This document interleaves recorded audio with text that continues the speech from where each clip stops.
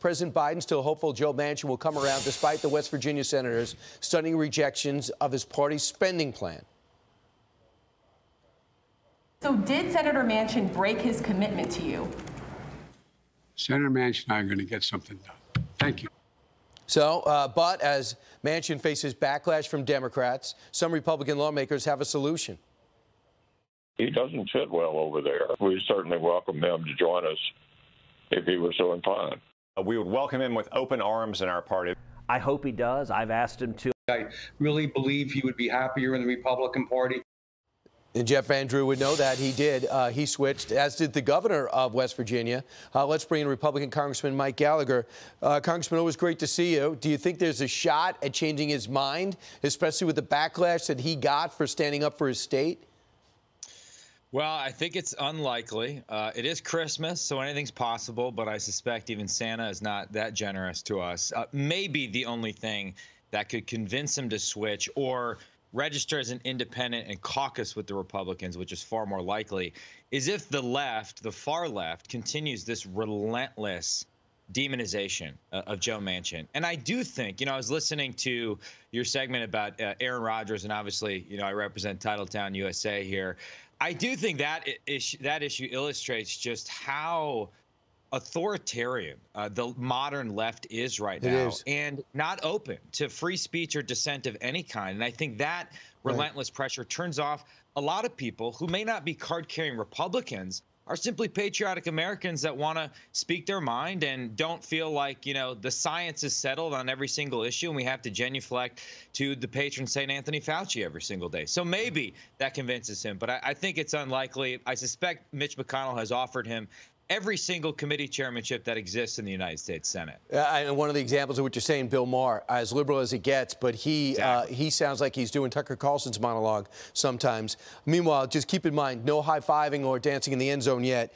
Evidently, Manchin did propose universal pre-K, an expansion of the Affordable Care Act, hundreds of billions in green energy dollars spending, and a totaling of $1.8 trillion, and they rejected it. If they go back and accept it, all of a sudden it'll look as though Joe Biden got his socialistic agenda. But I want to pivot to something you're very familiar with, and that is China and the sanctions on them. It seems like there's many people in Congress bought and sold by the Chinese government, and it's just so apparent, right and wrong. We should not be supporting an authoritarian government cracking down on human rights. At the same time, openly has concentration camps where they kill people and harvest their organs, and they're Muslims. There's really two things going on here in Congress that I see, both of which are corrupt.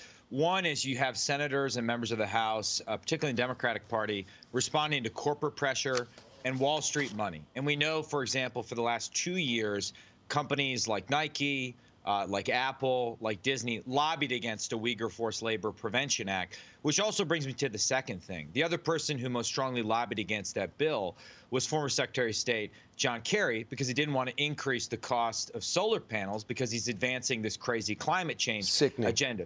So you have this wing of climate change evangelists in the Democratic Party who don't want to get tough on China because they naively believe we can come to some sort of grand bargain with the Chinese Communist Party on climate change.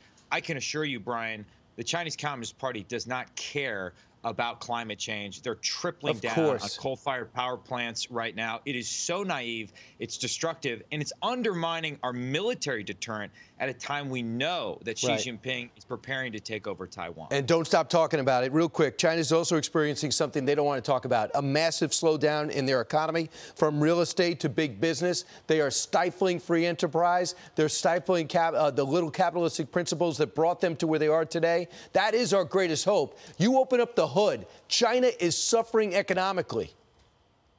And we have a window of opportunity. Not only do we need to invest here smartly to bring back the production of things like semiconductors, advanced pharmaceutical ingredients, and other key technologies to wean ourselves off our dependency on China, we have to stop sending American capital to China to finance our own destruction.